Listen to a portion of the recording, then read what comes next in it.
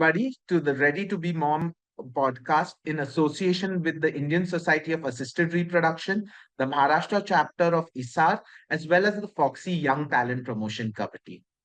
IVF began all the way back in 1978 when the first baby, Louise Brown, was born. And in India, 2 months later, Durga was also born, which was the second IVF baby of the world and the first in Asia. So, to celebrate this day, we want to bring out the insights of infertility. And we've got two fantastic speakers with us. One is Dr. Ameet Patki, is the Medical Director of Fertility Associates Mumbai, and he's also a consultant at Hinduja Hospital Khar as well as Surya Hospital Mumbai. He is also the president of our Indian Society of Assisted Reproduction. Our second speaker, Dr. Padma Rekha Jirge, is the scientific director of Shushrut Assisted Conception Clinic and Shreyas Hospital, Kolhapur, and she's also the founder director of the Prismatic Research Foundation. She is also the immediate past editor-in-chief of our GHRS, as well as she is the current chairperson of our Maharashtra chapter of ISAR. I'm your host for today, Dr. Rohan Palshetkar, and I hope you all get wonderful insights from our podcast. Welcome to both of you, and thank you so much for taking out time for this podcast for all our gynecologists as well as doctors who are tuning in today. Thank you for having me on your podcast. I think today being the World IVF Day, it's a very important day, not only for fellow colleagues, for all the couples who are striving to have a family. We know that Louise Brown was the first IVF baby in the world. And when we began with infertility at that point, we actually used to think about IVF in terms of only having a success rate of about 5 to 10% for tubal factors only. But I think today, when we come and see how far our field has gone into it, we've got almost close to 40 to 50% success rate when we look at our IVF cycles. I want to throw this question out to both of you. Dr. Ameet Patki, sir, I'd like you to answer this first.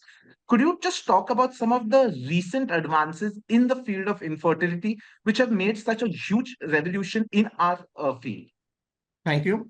It's been more than 40 years since, as you said, Louis Brown was born. And in the last 40 years, there has been tremendous new innovative methods. To start with, we now have fantastic drugs to stimulate the patient, which we have excellent lab conditions and equipment to ensure that we have a blastocyst in the lab. We also have pre-genetic diagnostic techniques to ensure that the embryo that we transfer is genetically normal. Methods and procedures like ICSI, intracytoplasmic sperm injection, has truly revolutionized male factor infertility.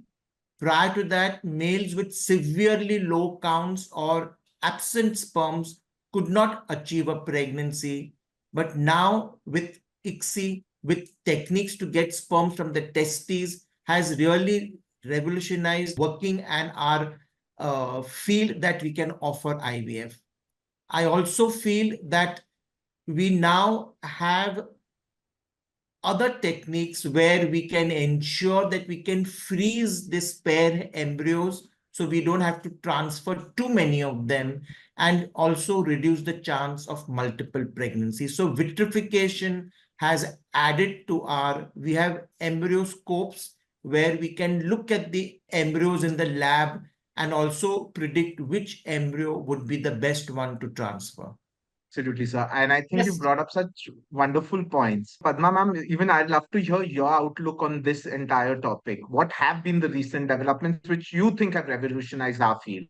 Yeah, I think, just going stepwise, as Dr. Patki said, we have fantastic drugs and also the cumulative knowledge of last 4 decades, which have helped us to decide and fine-tune our stimulation of ovaries to improve the safety, efficacy, and also try and see where it can be made cost effective as well. So with brilliant molecules, we also have that flexibility of to whom what we should be offering and at what dose and what protocols we should be offering. And as he very rightly said, I think laboratory science, laboratory environment, and the air quality concerns have all been very effectively addressed, and the value of these have been understood more widely. So the lab results and the outcome of having good blastocyst, the chances of having good blastocyst has increased. I also would like to say that one of the most important factors which has helped us to achieve a lot of this is availability of the process of vitrification, the very effective way of freezing both eggs and embryos. This has actually given us a very good way of deciding in whom we can do fresh embryo transfers, where actually we need to freeze the embryos. So that flexibility has come because of this robust method of vitrification and warming the embryos. And of course, as he very rightly said, the ability to choose a genetically normal embryo to increase the success rate and reduce the time to pregnancy has been very, very valuable. The only other thing I would like to add here is, with vitrification, oocyte freezing has become possible. So for some reasons, if for certain couples where the ovarian reserve is running out, but we would like to, safeguard their fertility, vitrification has also given us the ability to freeze their oocytes so that they can defer the pregnancy or get a chance at a later date of having pregnancy with their own oocytes. Absolutely. I think you all have brought up some wonderful points. Honestly, just a small thing that I can remember what my mother and Dr. Pai used to tell me was that when back in the 90s, when the anti-vibration tables and all were not there, they used to do pickups at 2 a.m. because after that, if they had to do an ICSI, it had to be at 4 o'clock because the train started at 5 and that would increase the vibrations at the time of the ICSI table. But with especially with the lab technologies that are available today, they we don't have to worry about these things such as vibrations. Our labs are so much better. There's so many things, as you said, vitrification. I think that has been one of the biggest revolutions in our field, which has changed our approach completely. I think to a point where we talk about the OHSS free clinic, that's another thing that we're trying to achieve in our day-to-day practice. Amit sir, could you just shed some light on this OHSS free clinics which we are trying to achieve?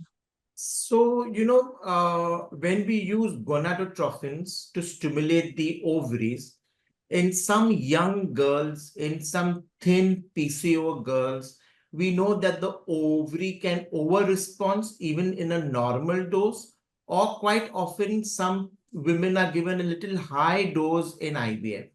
So the urge or the greed to get many eggs so that I get many embryos so that I can transfer them or even freeze them is the reason why some women land up with a severe side effect called as ovarian hyperstimulation syndrome.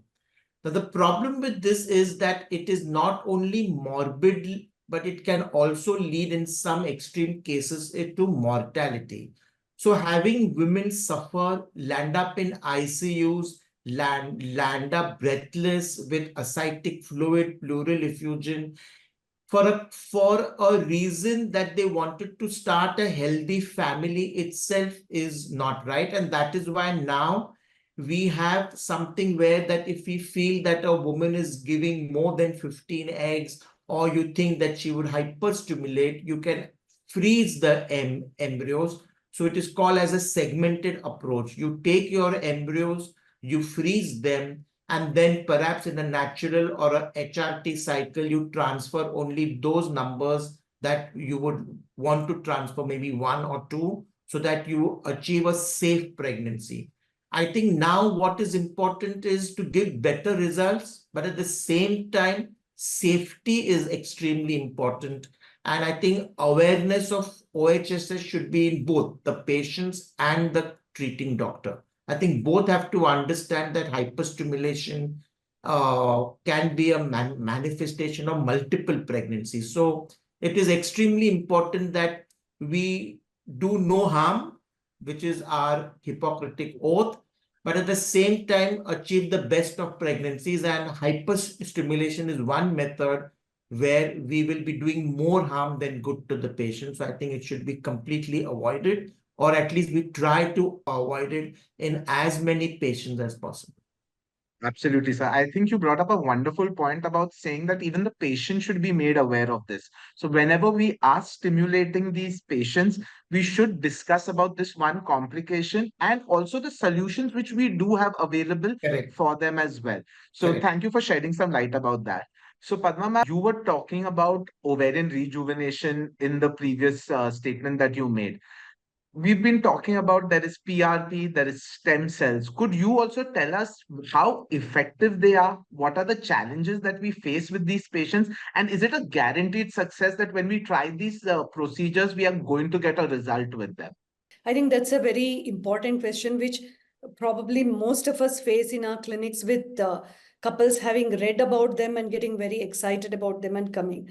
As we know, nearly 30% of the women who come to us who reach the stage of IVF, and probably even more than 30%, have very reduced ovarian reserve. They have very few eggs in their ovaries, or they're almost at the end of their reproductive life where they've already started having irregular cycles, they're not ovulating. And there is another group of women where at a very early age, they're exhausting their ovarian reserve. So these are the people in whom this ovarian rejuvenation has been attempted. So always, as we all know, whenever new technology comes, whenever new treatment comes, there is that very, like great hope and hype about it being very, very effective and probably almost helping universally almost everybody who receives the treatment. And then there is a stage of disillusionment where we start actually getting published results, the literature coming up, and then interpretation of those, and then coming to a decision as to where their clinical role is going to be. So as for any treatment, as far as fertility is concerned, is never going to be universally good. The same thing can be true for either ovarian platelet-rich plasma injection or stem cells. But yes, with increasing evidence being available now, we can say that in women who have very reduced ovarian reserve, they are effective. But what we do not know is are there any subsets of women in those who have reduced ovarian reserve who are more likely to benefit and on whom we should concentrate rather than blanketly offering to everybody who has reduced ovarian reserve. Now, the difference between PRP and stem cell is how we procure the raw material. PRP is from the patient's own blood, whereas stem cell commonly is taken from the bone marrow, so which is more invasive process. And both of them are, PRPs, because platelet-rich plasma tends to have a good proportion of various growth factors, which is likely to stimulate the inactive, follicles, which are the resting follicles in the ovary. I think so far what has been reported is it may or may not be effective depending on the choice of scenario, but there hasn't been any worrying side effect reported about it. Neither has been any serious side effect reported about stem cell, but there is always that concern because stem cells are more potent and we are putting into ovary, which in itself is a germ cell organ. So the combination of it, whether at a later stage would lead to any kind of tumor formation or anything, that is the concern, theoretical concern, which has not been proven. Philosophical, I don't know whether I'll be able to express myself. Just because a technology is available, I think patients should not try and seek it. What I'm trying to say is that as doctors, as gynecologists, as fertility specialists, we should encourage patients to have babies early. Now, patients read about egg freezing, they read about somebody who's had a baby post 40, and then they feel that everybody can manage it. So I think as fertility specialists, we should be saying that this should be reserved only for the few patients that who really need to wait before they start their family. But most of them can start their family, but have some very flimsy excuses, which I think we should encourage them not to seek, because all these techniques and technologies are expensive. They are labor intensive also for the unit. And really, we do not know the long-term effects of these. So they should be still kept as a reserve. And I still feel as fertility experts, we should tell women to start their families early. Yeah, I I think may just differ on that with you, considering that my wife and I froze our embryos literally 2 years into marriage because we weren't sure whether we wanted to have a baby till 6, 7 years down the line. But you It did just have happened. it before, right? You did have it We before. did end up having a natural pregnancy, Correct. but I think the entire stress of thinking of conception, I think, was off our head because we always knew that we had embryos in the background. Maybe I agree that they're going to be, it's always a double-edged sword regarding this topic, regarding technology and what's available. But I think in today's generation, I think the option, because a lot of couples, at least when I see in their late 20s or early 30s, some of them are even thinking that, oh, we don't want kids at all.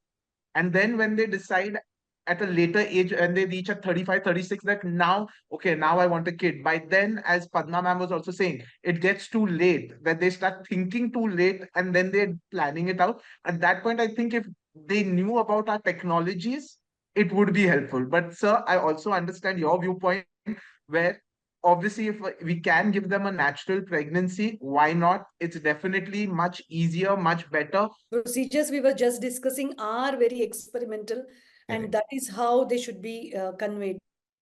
There are a lot of legislative steps involved, Yes, especially yes. for stem cell.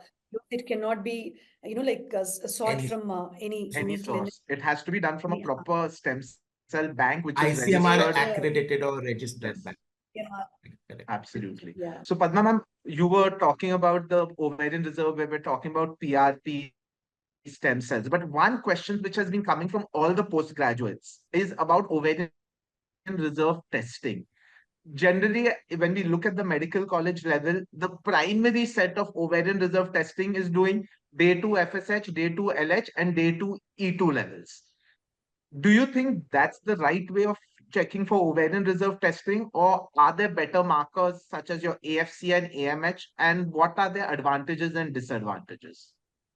Yeah, I think, Rohan, that is a very, very important question we need to address.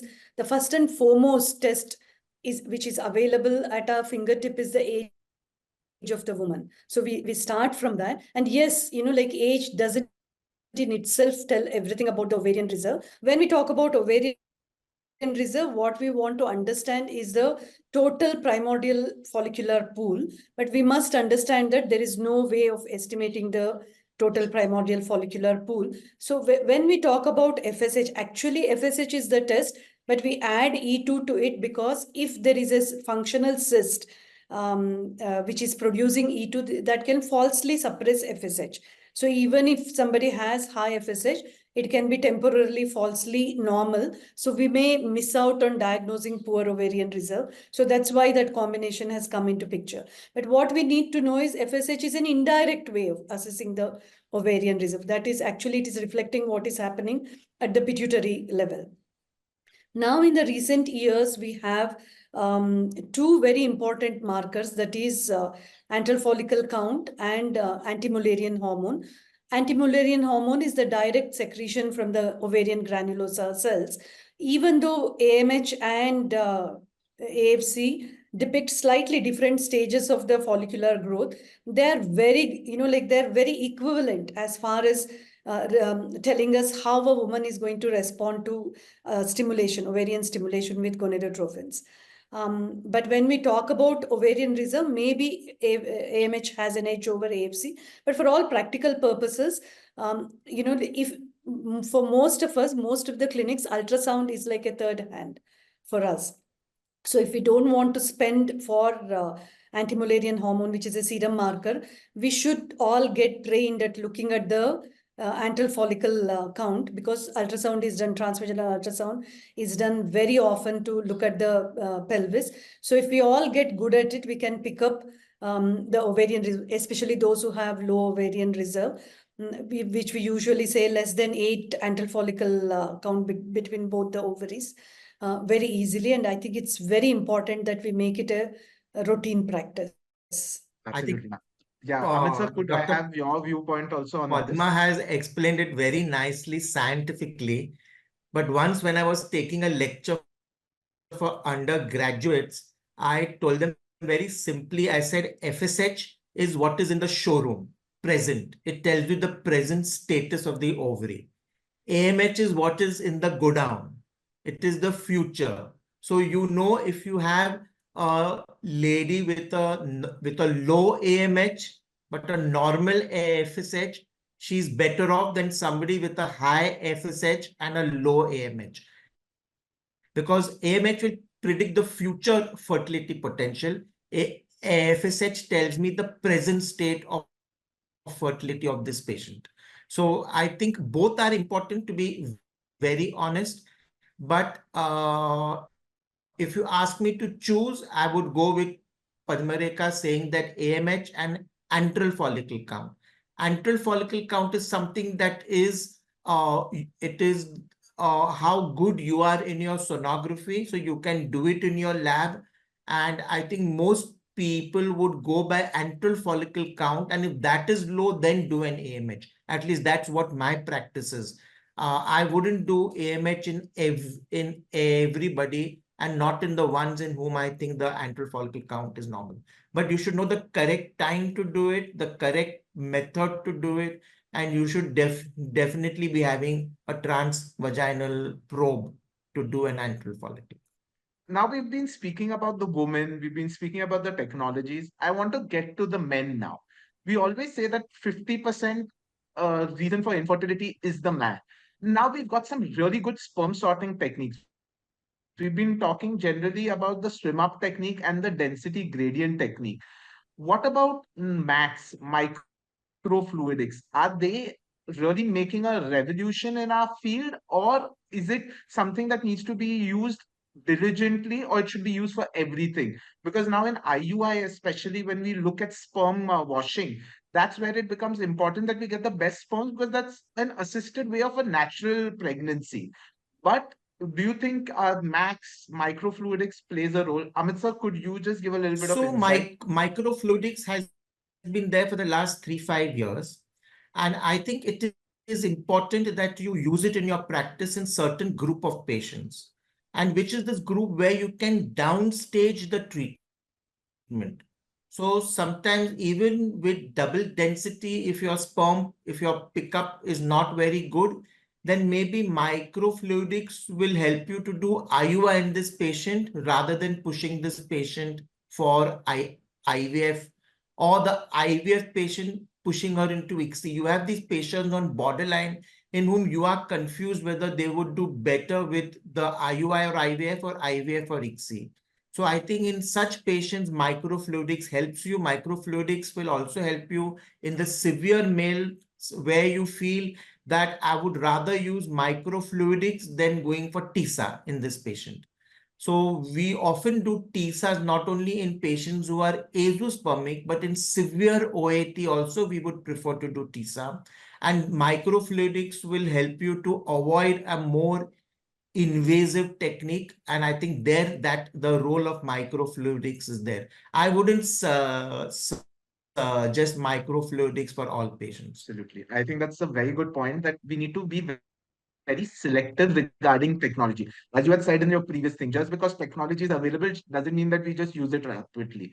Padma ma'am, could you shed some light on the max? Like now, this is something that is also being talked about quite a bit. Do you have any experience of using it yourself, or could you just tell us what exactly it is and where it should be used? See, again, I think as Amit said, first of all, I have very little experience about that. But, it is magnetic sorting of the sperm. It is one way, like with microfluidics, what happens is with the traditional swim up or swim down, the direction of movement of sperm is not directed. So whereas with microfluidics or with magnetic sorting, it is believed that it actually mimics more of the physiological manner, and hence better quality, as you were alluding to, better quality sperms are available, and hence we are more likely to choose a functionally normal sperm, and again particularly in those where the semen parameters are suboptimal. So to bridge that gap between or to reduce the number of people who would go for more advanced treatment, we could be considering this. But again, it is a relatively new technology, and where its place stands is to be determined. And in max, you have to understand that the cohort is good. You can't swear and say that every sperm that has come in that cohort is good. It's just the cohort. So when you use it for again to choose your sperms to do ICSI, you cannot swear and say that the sperm that you're actually choosing would have a very low DFI or would be the best sperm. It's just that those hundreds are better than the thousands that you would have to choose from. So your cohort gets better, but not the individual sperm. Absolutely. So we've been talking about the sperm sorting techniques. And generally, when we're talking about sperm sorting, let's begin with the basics of IUI. All patients come to us, ki, sir, IUI mein pakka se pregnancy hoga. We are going to get 100% result. But we all know that's not true. Amit sir, I'm going to ask you, what is the actual success rate of an IUI cycle? 20 to 22%. When everything has gone well, you have at least 2 follicles, they have ruptured well, your lining is good, and you have a good post-wash count. 20 to 22%. If anything of this is not optimal, it will only go down. Yeah. Padma ma'am, now when we talk about an IUI cycle, people are talking about adding gonadotropins, adding even antagonists. You say we use MAX or we use microfluidics, we use all the technology possible. Do you think our success rate is going to jump up higher from 20 to 22%, or does 22% become like a ceiling sort of situation for us, no matter what we do? Yeah, I think it's a very, very important question. And I think, Rohan, here we need to basically convey the message or, to the couples who are coming to us that we cannot extend the success rate beyond certain limit. It is limited to the, each and every technology, each and every treatment has its cap. Beyond that, we cannot, we would like to, but it's not necessarily possible. So the factors which, as Ameet said, if somebody has single follicle developing, that also influences the success rate. And the post-wash sample, if somebody is getting very good quality post-wash parameters in the prepared semen sample, then we need to individualize the strategies. We need to understand what are the parameters such as our age, antral follicle count, what's our target number of follicles. Are we thinking of using only oral ovulogens or gonadotropins? So, madam, thank you for covering that. I'm going to ask Dr. Ameet Patki a little bit of a controversial question in today's day and practice. IVF for all, ICSI for all. In my unit, we do almost 70 to 80% ICSI. We do still do IVF, but for the very, very small group, my threshold for moving to ICSI is very low. So if I have any reason to move to ICSI, I would prefer to do ICSI.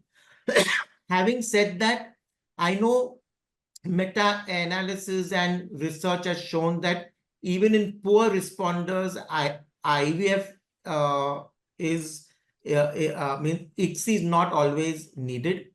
But to be very honest, the problem happens is if things don't go proper with IVF. Now, ICSI is so well known to the lay people that they would ask you, then why did you not go for ICSI if you have failed fertilizations? Or if you have less number which has fertilized. So these are options that sometimes to be on or to be more cautious or to err on the side of caution, I do a lot more ICSI than what I should do. But I still do a small percentage. So I don't think it is IVF for all or ICSI for all. If anything all comes in one basket, obviously we are going wrong somewhere. So I still do in a small group of young patients whom I have more than 8 oocytes. Husband's counts are good. If I've done a DNA fragmentation, that is also fine. If everything looks fine, then I will go for IVF. I think it's just something that always comes to our mind that everyone talks a lot about ICSI. In fact, even when patients come to the consultation, they're talking about ICSI. Correct. Doc, are you going to do ICSI for my eggs or no? Because it has a better fertilization rate. But eventually, when we look, as the research papers say, when we look at the live birth rates and everything, they end up coming down to the same thing. Yeah, Yes, but sir. to be very honest, research is one and practice is one. And practice all over the world, the ICSI numbers have increased in the last 20 years. So what was happening 20 years back and what is happening now, the ICSI percentage of all patients has increased. So because nobody wants to be pointed at and said, oh, you should have done ICSI, because afterthought, anybody can be very intelligent person. Absolutely. But at that point, and that's why when I do IVF also, I talk to them and I tell them it is not because I'm saving your money or anything. It is just I don't feel it is necessary. Necessary. Absolutely. Padma ma'am, we've talked about the IVF and ICSI debate. Now there is a new technology. We've got Chat GPT, which helps us with a lot of things, but now we've got our artificial intelligence even in the field of infertility. What's your viewpoint on it? Because I don't think it's a very established system yet, though it is helping a subset of patients. What's your outlook on what artificial intelligence is providing towards our field? I think the two main areas where it has been used is to basically, one on the clinical side, to look at, from the parameters that are provided, whether we can predict how the stimulation is going to be, response is going to be, whether we can minimize the clinic visits, whether, we can make it more patient friendly. That is one area, by putting in all the parameters, whether we can make the stimulation. I mean, they still have to take the injections, but whether we can make it easier and reduce the visits, reduce the number of scans, reduce the blood tests we do. That is one side. But the more interesting aspect is the laboratory aspect, where, by using machine learning, taking all the images, whether of the embryos, whether we can predict which ones have a better implantation potential than the other. I mean, that is, both these aspects are very, very exciting. So, it can almost be done. I mean, patient can remotely do a lot of things until egg collection, and then be reassured that she will have the best embryo transferred. But that again is the hope for future. But at present, I think the limitation has been that for all this artificial intelligence and machine learning to develop meaningfully, it is hundreds of thousands of images they need to learn of everything, and everything about life is so fluid and variable. It's not so easy only purely based on morphology to say that yes, this is the best embryo and this is better than the other. The functionality is another aspect which so far we haven't been able to integrate into this artificial intelligence or machine learning. So yes, they are very, very promising.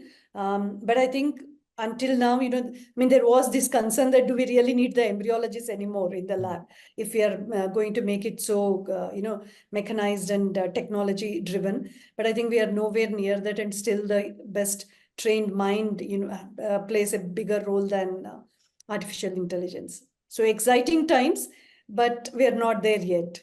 See, artificial intelligence is as good as the data that you feed, and the data is fed by humans. So as long as you are feeding lots of variables and lots of data, the AI will give you a better result. So I think it's not only the clinicians thought whether we still need the embryologists. The embryologists at one point thought whether we need the clinicians. So I think we are both here to stay. I think it is, and as Rekha has very nicely put, it can be used in clinical practice also, from small things of predicting what the dose should be for this particular patient. It will also tell you how many days of stimulation, looking at the follicles that are there. So it will help you in small things also, and also in choosing the right embryo or which can be transferred. So it is going to help us. I don't think it is going to replace anything. It is just going to be a additional thing that you are going to use. And as Padma said, it is exciting times. We have to wait and see how much, but it also depends on what you feed. So what you feed is important in any AI. I think assisted artificial intelligence in ART, I think is like how we began IVF back in 78. It was a trial and error. Correct. And as we went on, it just got better. So maybe, hopefully, as time goes on, the artificial intelligence does get us better. And maybe we move from this 40-50% threshold to maybe 100% one day. Hopefully, that is the aim, and that's what we'd like to achieve. Just the last part of the podcast, which I want to talk about, is the donor eggs and donor embryo program. We've had changes in the law recently, and it's really changed our perspective towards managing donor egg programs as well as donor embryo programs as well.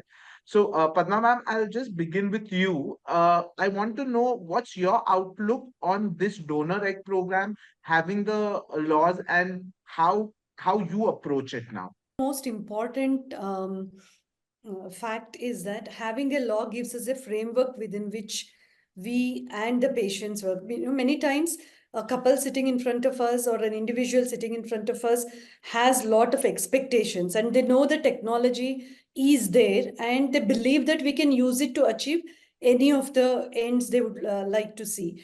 But having this law gives us a framework within which we should be working with the whole team, from patient to the clinician to the entire team involved in providing the service. So yes, it provides a good framework, but no law is all encompassing and it makes everybody happy and peaceful about all the rules and regulations laid out. And similarly, as ART specialists, I'm sure all of us have our concerns whether third party reproduction should be there. I think it is yes, because there are issues. There are women who have no ovarian reserve or very poor ovarian reserve, and there are men similarly who have severe oligospermia or azoospermia, where after trying all the methods they would not be able to achieve a pregnancy with their own gametes. So yes, it is a ethically legally available option, as long as the couple has accepted it. I think that is extremely important. And we have all concerns as to how to procure the right kind of donors. Whether, the law currently is limiting the number of stimulations and retrievals we can offer to donors, whether that is the right thing, whether that is helping the country to be self-sufficient in catering to the needs of these women who need donor eggs. I think the whole philosophy of looking at this third party reproduction should change and bring in the angle that this whole science is there to help people who cannot achieve pregnancy with their own gametes. As long as that doesn't become the center point, there will be always issues, real and imaginary issues which will be there, and the actual problem gets ignored. That is my take on it. Can I I want to add shift. 2 lines Yes, in sir, this, please. Donna? Prior to the law, most IVF consultants had a low threshold to offer donor cycles.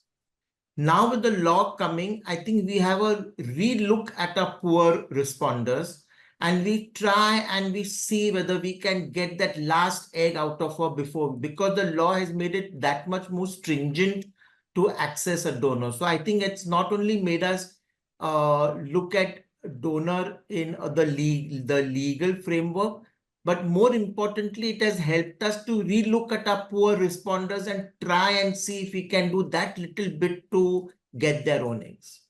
So, and we go back to what you said earlier, Amit, that, like the most important message that needs to go is get pregnant as early as possible, because none of these technologies, they've consistently increased the success rate, but never to 100%. Correct.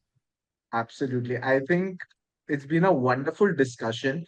I just want to thank both of you, ma'am, sir, for taking out time on this World IVF Day to be on this podcast, give out such wonderful messages to our entire audience. I'm sure all the gynecologists, all the doctors who have logged in are going to really have some great take-home messages. So thank you once again from Ready to Be Mom, as well as ISAR, Maharashtra chapter of ISAR, and the Foxy Young Talent Promotion Committee for coming here and giving your insightful thoughts on this podcast. Thank you very much, Amit sir. Thank you so much, Padma Rekha ma'am. Thank you. Thank you, Rohan. Thank you for bringing out those insights from us so effectively. And thank you for having us on this very important day. Thank you.